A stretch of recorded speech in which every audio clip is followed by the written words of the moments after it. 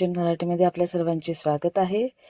तर आपण आज ड्रायफ्रूट्स बासुंदी बनवणार आहोत. त्यासाठी मी दूध गरम करायला ठेवलेलं आहे.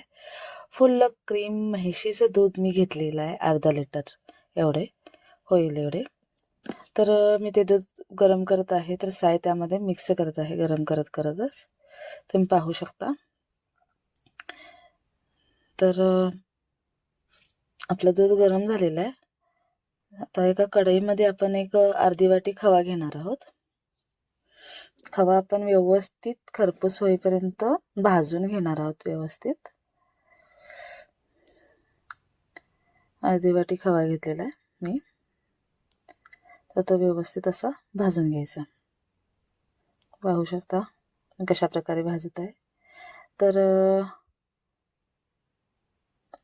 यामध्ये आपण आता ड्रायफ्रुट्स घालणार आहोत. काजू, बदाम, चारोळे,